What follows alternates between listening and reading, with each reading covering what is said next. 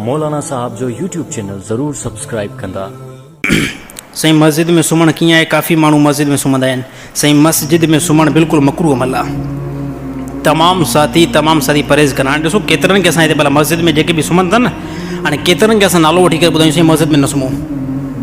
केतिरनि माण्हुनि खे असां जेकॾहिं अगरि बिलफर्ज़ हिकु दफ़ो चयोसीं, ॿ दफ़ा चयोसीं, उहो नाराज़ थी करे चवंदा आहियूं असां ॿियनि तां नमाज़ पढ़ूं। यादि रहे मस्जिद में उहो बंदे जे लाइ थोरी घणी इजाज़त आहे। उन बंदे जे लाइ थोरी घणी इजाज़त आहे जेको बंदो हिकु नंबर ते मुसाफ़िर आहे, काॾां तमामु वॾो सफ़र करे आयो आहे, पर हिन जो घर ई ते आहे ई न।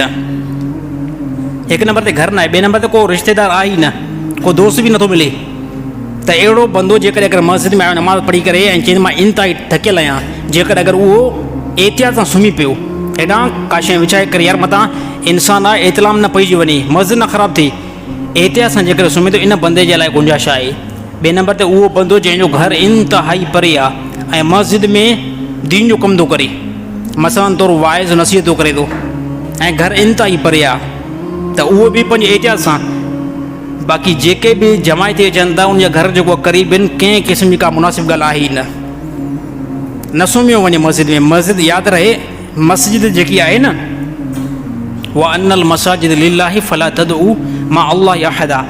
हे मस्जिदूं जेके आहिनि अलाह ताला फरमाए मुंहिंजा घर आहिनि, ऐं हिन में छा कयो वेंदो आहे, हिन में अलाह जी बंदगी कई वेंदी आहे। हा, अलाह जी बंदगी कई वेंदी आहे, अलाह सां तालुक़ बणाए वेंदो आहे। हे सुम्हण लाइ थोरी आहे, हे बिल्कुलु न आहे सुम्हण जे लाइ। त तमामु साथी परहेज़ कनि।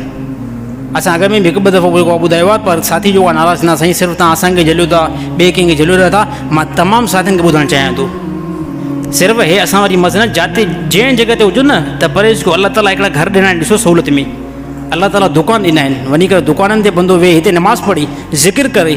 ज़िकिर नमाज़ में जेकॾहिं सॼो ॾींहुं वेठो हुजे कोई टेंशन न आहे, पर मस्जिद खे जेको आहे बणाइणु, सिर्फ़ु जेको आहे सुम्हण जी जॻह काफ़ी। मां अहिड़ा साथी ॾिठुमि जेके चई साईं नमाज़ पढ़ण वारनि खे जॻह न मिली, एतिरी जो रश लॻी वई सुम्हण ते, त नमाज़ वारा पढ़ण वारा परेशान थिया। हाणे असां नमाज़ जेको कहिड़ी जॻह ते पढ़ूं?